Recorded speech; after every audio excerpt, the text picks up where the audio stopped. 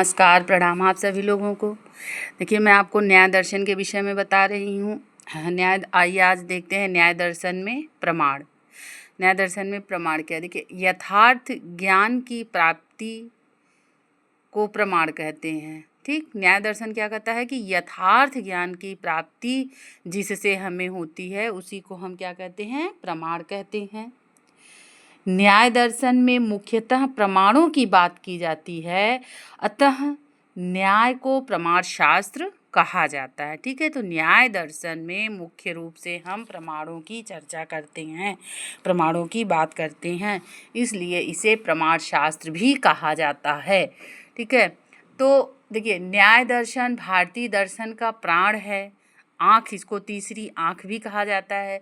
न्याय दर्शन में ज्ञान प्राप्त करने के जो मार्ग बताए गए हैं उन्हें हम क्या कहते हैं? प्रमाण कहते हैं। न्याय दर्शन जिससे हमको ज्ञान की प्राप्ति होती है, जिस मार्ग के द्वारा हमको ज्ञान की प्राप्ति होती है उसे हम प्रमाण कहते हैं। ठीक है, न्याय के प्रमाण सिद्धांत पर विचार करना आवश्यक है। ठीक, इसलिए हमको न्याय के प्रमाण सिद्धांत पर विचार करना आवश्यक है। न्याय दर्शन में ज्ञान प्राप्त करने के जो मार्ग बताए गए हैं वो क्या है? प्रमाण, मैंने अभी आपको बताया। तो इस तरह हम देखते हैं कि न्याय दर्शन ये प्रमाण क्या है? प्रमीयते अनेन इति प्रमाणम। क्या? प्रमीयते अनेन इति प्रमाणम, अर्थात जिस साधन या माध्यम के द्वारा किसी वस्तु या सत्य का यथार्थ या सही ज्ञान प्राप्त किया जाता है उसे प्रमाण कहते हैं। ठीक है, जिस साधन या माध्यम के द्वारा, जिस साधन या मतलब कोई एक साधन होता जिससे हमको ज्ञान प्राप्त होता है, तो जो साधन या मार्ग है या वस्तु मतलब जिससे हमको वस्तु का सत्य यथार्थ ज्ञान, सही ज्ञान प्राप्त होता है उसे ही हम क्या कहते हैं? प्रमाण कहते हैं। अब आइए देखते हैं प्रमाण का अर्थ एवं परिभाषा। अब देखिए, व्युत्पत्ति के आधार पर प्रमीयते, प्रमीयते मतलब यथार्थ ज्ञान होता है। प्रमीयते मतलब जिसका हमको यथार्थ ज्ञान होता है। ठीक, प्रमीयते का अर्थ है अनेन, जिसके द्वारा। अनेन मतलब जिसके द्वारा, मतलब जिसके द्वारा यथार्थ ज्ञान की प्राप्ति होती है उसी को हम क्या कहते हैं? प्रमाण कहते हैं। अब देखिए, इसके बाद दूसरा क्या हो गया? प्रमा के कारण। प्रमा के कारण मतलब न्याय दर्शन के अनुसार प्रमाकरणम प्रमाणम, यानी सही या सच्चे ज्ञान, ज्ञान या प्रमा, प्रमा मतलब जो सच्चा ज्ञान होता है, सच्चे ज्ञान या प्रमा को प्राप्त करने का विशेष साधन ही प्रमाण है। इसके बाद देखिए, ज्ञान के आधार पर, अब इसके माध्यम से भ्रम दूर होता है और वास्तविक वस्तु या तथ्य की पहचान होती है। ठीक है, तो इस तरह प्रमाण का अर्थ हुआ परिभाषा, जैसे व्युत्पत्ति के आधार पर इसकी ये परिभाषा हो गई। ठीक, प्रमीयते अर्थात यथार्थ ज्ञान होता है, अनेन मतलब जिसके द्वारा, अर्थात जिसके द्वारा यथार्थ ज्ञान की प्राप्ति होती है उसे हम प्रमाण कहते हैं। प्रमा के कारण के अर्थ में न्याय दर्शन के अनुसार प्रमाकरणम प्रमाणम, यानी सही या सच्चे ज्ञान को प्राप्त करने का विशेष साधन ही प्रमाण कहलाता है। ज्ञान के आधार पर इसके माध्यम से भ्रम दूर होता है और वास्तविक वस्तु या तथ्य की पहचान होती है।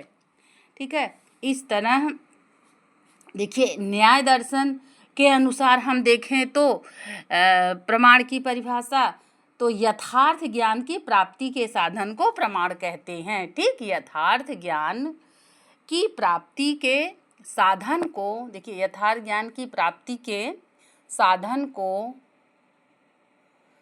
देखिए, साधन को प्रमाण कहते हैं। ठीक है, अब इसके बाद आइए हम देखते हैं कि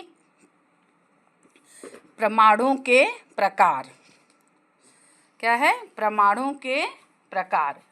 देखिए, भारतीय दर्शन जो है, भारतीय दर्शन की विभिन्न पद्धतियों में अलग अलग प्रमाण माने गए हैं। क्या? भारतीय दर्शन की विभिन्न पद्धतियों में अलग अलग प्रमाण माने गए हैं। देखिए, जिनमें से मुख्य 4 निम्न हैं, जिसका मैं आगे वर्णन करूंगी। न्याय दर्शन इन्हीं 4 प्रमाणों को स्वीकार करता है।